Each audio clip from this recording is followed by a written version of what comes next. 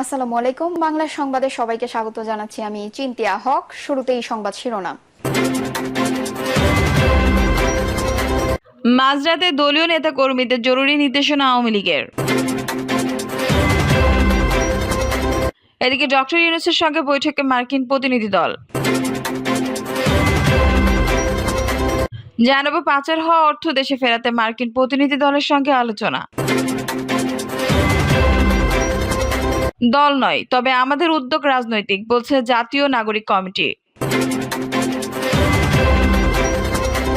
এবং সর্বশেষ জানাবো নতুন ডিসি 56 জনই আওয়ামী লীগের তালিকার। দর্শক শুনছিলেন সংবাদ শিরোনাম, এখন বিস্তারিত।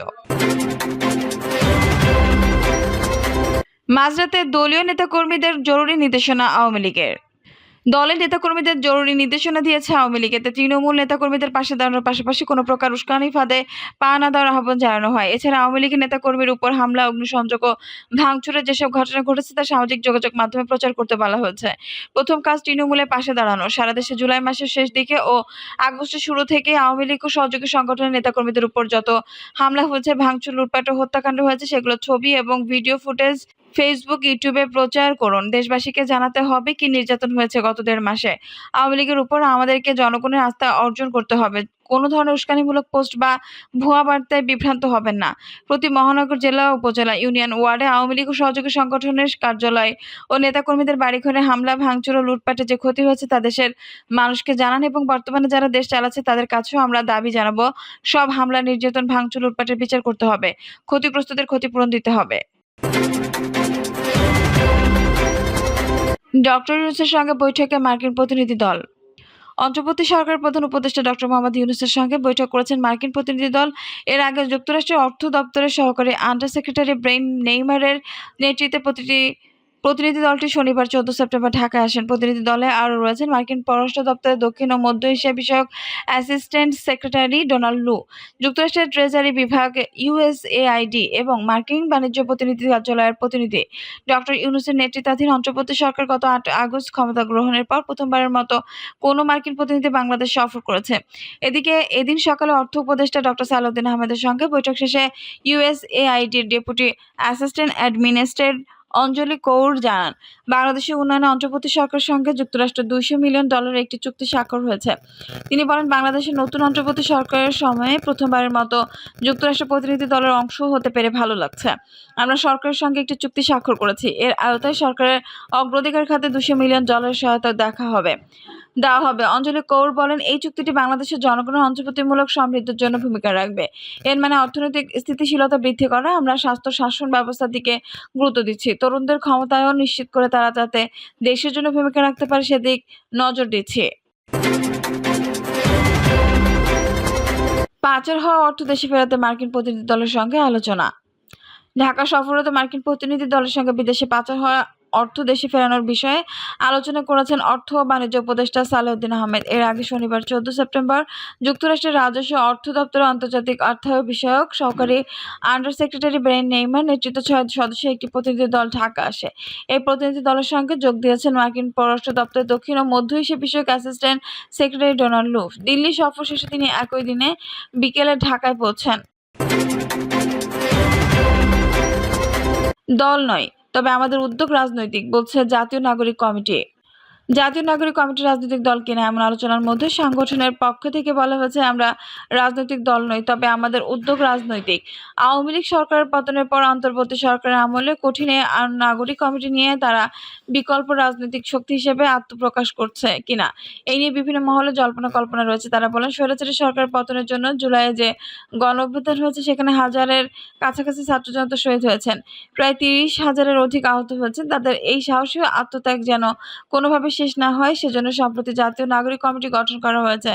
লিখিত বক্তৃতায় জাতীয় নাগরিক কমিটির মুখপাত্র সামান্তা শারমিন বলেন, 5 আগস্ট ছাত্র জনতার অভ্যুত্থানের মাধ্যমে বাংলাদেশ দীর্ঘ 16 বছর ফ্যাসিবাদী সরকারের হাত থেকে মুক্ত হয়। জুলাইয়ের 1 তারিখ থেকে শুরু হয় বৈষম্য বিরোধী ছাত্র আন্দোলন, পরিণত হয় সারা দেশের জনগণের মুক্তির আন্দোলনে। ছাত্র জনতার কাছে পরিচিত হয় ফ্যাসিস্ট শক্তি। এই আন্দোলনে হাজারের কাছাকাছি মানুষ শহীদ হয়েছেন। তাদের এই সাহসী আত্মত্যাগের বাংলাদেশের সামনে নতুন সুযোগ শুরু হয়েছে। এগিয়ে যাওয়ার ৫ বছর পর পর ক্ষমতা হস্তান্তর হবে কি প্রক্রিয়ায় তা নিয়েই এতদিনে কোনো ঐক্য পৌঁছানো যায়নি। ফলে আমাদের নাগরিক কমিটির একটি গুরুত্বপূর্ণ কাজ হচ্ছে জনগণ সহ সব রাজনৈতিক পক্ষের মধ্যে বাংলাদেশ পুনর্গঠন, জাতীয় ঐক্য তৈরি করা। সামান্তা আরও বলেন, জাতীয় নাগরিক কমিটি তরুণদের নেতৃত্বে তৈরি হওয়া প্ল্যাটফর্ম। আমরা সামনের দিনে বাংলাদেশকে গড়ে তোলার জন্য তরুণ সহ সব নাগরিক ও এই প্ল্যাটফর্মে একত্রিত করতে চাই। এরই মধ্যে সংস্কারের লক্ষ্যে ৬টি কমিশন গঠন করেছে সরকার।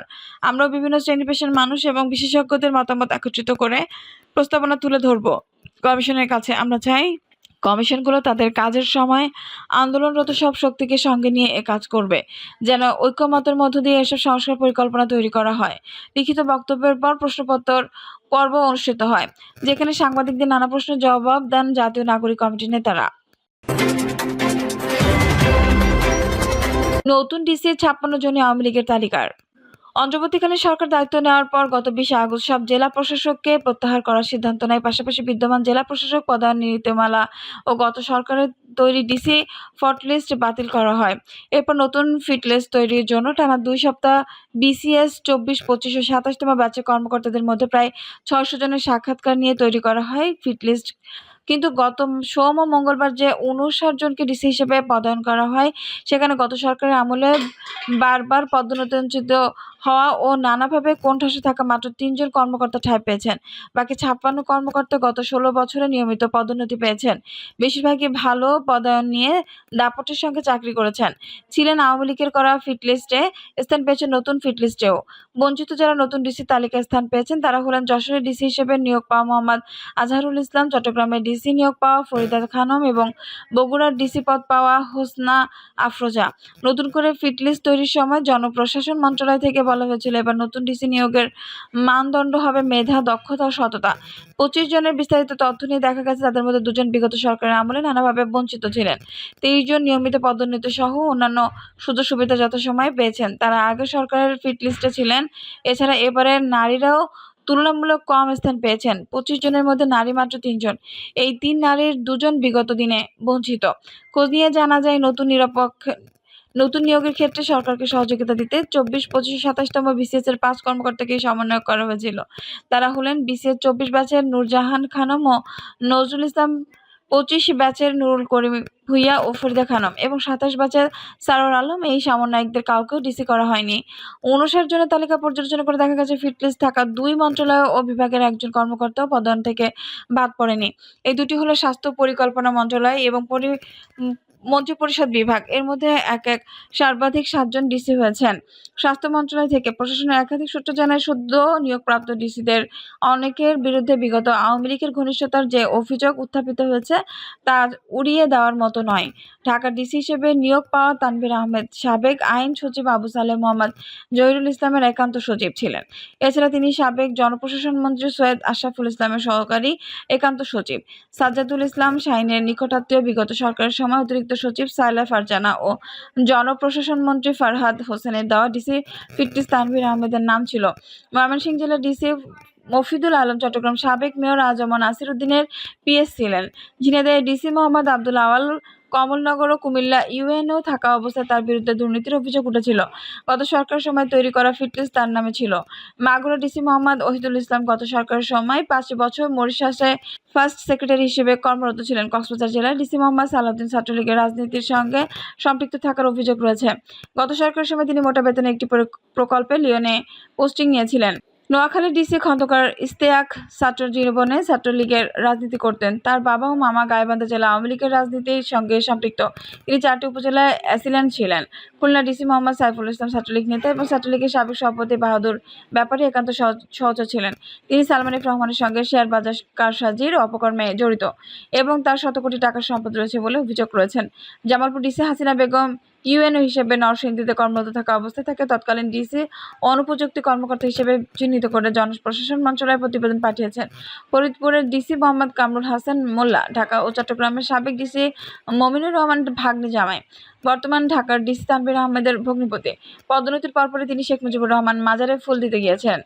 গত সরকারের সময় তৈরি করা ডিসির ফটলিস্ট তার নাম ছিল। লালমনিরহাটের ডিসি রকিব হায়দার উপসচিব হিসেবে পদোন্নতি পেয়েছে। শেখ হাসিনা মুজিবুর রহমান মাজারে ফুল দিয়েছে। তিনি আওয়ামী লীগের রাজনীতির সঙ্গে সম্পৃক্ত বলে অভিযোগ রয়েছে। তিনি একসময় মেট্রো রেল প্রকল্পে পরিচালক হিসেবে কাজ করেছেন। গত সরকারের সময় তৈরি করা ডিসি ফিট লিস্ট বরগুনার ডিসি মোহাম্মদ শফিউল আলমের নাম ছিল। নীলফামারীর ডিসি শরীফা হকের মাঠ প্রশাসনে মাত্র 1 বছর কাজ করার অভিজ্ঞতা রয়েছে। বিগত সরকার সময় গুরুত্বপূর্ণ পদে কর্মরত ছিলেন তিনি। জনপ্রশাসন মন্ত্রণালয়ের সিনিয়র সচিব ডক্টর মোহাম্মদ মুখলেসুর রহমান সমকালকে বলেন, তারা আমাদের ভুল তথ্য দিয়েছে কিংবা সঠিক তথ্য গোপন করেছে। আমরা সততার সঙ্গে দায়িত্ব পালন করছি, যথেষ্ট সচেতন। দর্শক, এই ছিল এখনকার সর্বশেষ সংবাদ। নিউজটি ভালো লাগলে অবশ্যই একটা লাইক দিন, কমেন্ট আপনার মূল্যবান মতামত জানান। সবসময় আমাদের পাশে থাকতে সাবস্ক্রাইব করে বেল বাটনটি অন করে রাখুন। ধন্যবাদ।